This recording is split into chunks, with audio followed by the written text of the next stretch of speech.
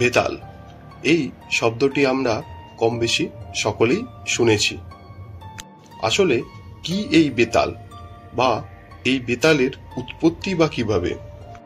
আমাদের এই শাস্ত্র মতে বলা হয়, যে সকল আত্মারা মৃত্যুও হয় না এবং মোক্ষ হয় না, এই চক্রের মধ্যে যে সকল আত্মারা আবর্তন করে তাদেরকেই বেতাল বলা হয়। ব্যাপারটা এতটা সহজ শুনতে লাগলেও এতটা সহজ কিন্তু না, কারণ এই ধরনের আত্মার উৎপত্তিটা একটু কষ্টদায়কই হয়ে থাকে। কোনো অ্যাক্সিডেন্টাল কারণে কোনো মৃতদেহ যদি প্রচণ্ড আঘাতের কারণে সেই আঘাতের যন্ত্রণা তার আত্মা যদি শরীরে সহ্য করতে না পেরে শরীর ছেড়ে বেরিয়ে যায় এবং পরে পুনরায় সে ওই শরীরে ফেরত যাওয়ার চেষ্টা করে, কিন্তু সেই শরীরে আর সে ফেরত যেতে পারে না, এই ধরনের আত্মার মৃত্যু হয় না তার জন্য, এবং তারা মোক্ষও পায় না। এর জন্য এই ধরনের আত্মাকে বেতাল বলা হয়ে থাকে। বিভিন্ন তান্ত্রিক মতে এই বেতালের কে সিদ্ধ করার পদ্ধতি উল্লেখ করা হয়ে থাকে, এবং এই বেতাল সিদ্ধ করার পদ্ধতিটি খুবই গূঢ় এবং গুরুমুখী বিষয়। তো চলুন সংক্ষেপে এই পদ্ধতিটি সম্পর্কে একটু জেনে নেওয়া যাক। নমস্কার, মাতৃ আদেশে আপনাদের সকলকে স্বাগত। আজকের এপিসোড বেতাল সিদ্ধি। তন্ত্রের একটি বই আছে, যেই বইটিকে কুলোচোরা মণিগ্রন্থ বলা হয়ে থাকে। তাতে কথিত আছে এই বেতাল সিদ্ধির বিষয়ে, এবং এই অংশটি আমি সম্পূর্ণ তুলেছি বৃহৎ তন্ত্রসার থেকে, কৃষ্ণানন্দ আগমবাগীশ খ্যাত।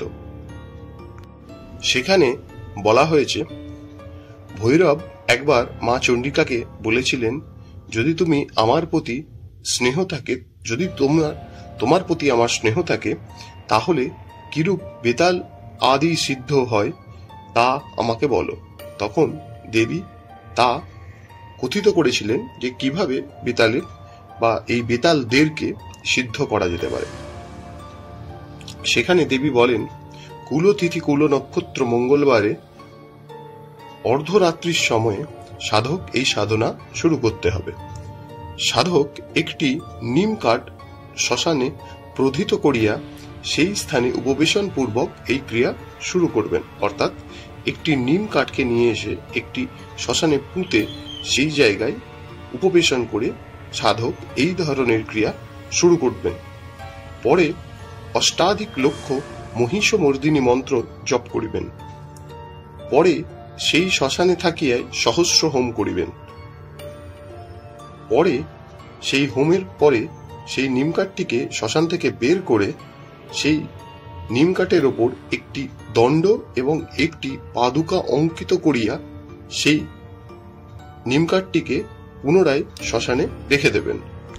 পরে দুর্গাষ্টমীর রজনীতে ওই নিমকাঠকে শ্মশানে নিক্ষেপ পূর্বক তাহার উপরে শব নির্মাণ করিয়া যথাবিধি পুজো করিবেন। পরে সেই শবাসনে উপবেশন করিয়া, অর্থাৎ শবের উপর আসন অঙ্কন করিয়া তার উপর সাধক বসে উপবেশন করিয়া অষ্টাধিক সহস্রবার জপ করিবেন ওই গুরুমুখী মন্ত্র, এবং ওই নিমকাঠকে একটি আমন্ত্রণ মন্ত্র দ্বারা সেটিকে নিজের কাছে আমন্ত্রণ করিবেন।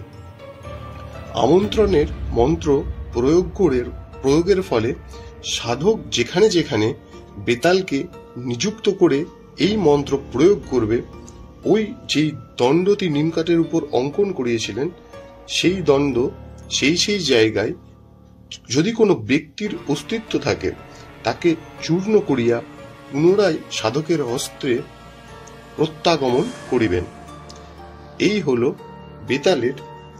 বেতালের সিদ্ধির ফলে যে বেতালকে যেখানে যেখানে স্থাপন করবেন ওই নিমকাঠটি বা ওই ডালটি সেই জায়গায় যদি কোনো ব্যক্তির অস্তিত্ব থাকে সেই ব্যক্তিকে সংহার করে পুনরায় আবার সাধকের হাতে চলে আসবে। এবং যে পাদুকা দুটি অঙ্কন করেছিলেন সেই পাদুকাকেও সাধক এইভাবে ব্যবহার করতে পারে, শত যোজন পথ খুবই কম সময়ের মধ্যে সাধক অতিক্রম করতে পারে ওই পাদুকাদ্বয় দ্বারা। এই হলো বেতালের সিদ্ধির ফলে সাধকের কাছে প্রাপ্ত সিদ্ধি, যার দ্বারা সাধক বিভিন্ন ধরনের অলৌকিক ক্রিয়া ঘটিয়ে থাকে। এই হলো সংক্ষেপে বেতাল সিদ্ধির প্রক্রিয়া। যদি আপনারা এই ধরনের ভিডিও আরো পেতে চান, তাহলে আমাদের চ্যানেলটি সাবস্ক্রাইব এবং আমাদের পেজটি ফলো করতে ভুলবেন না।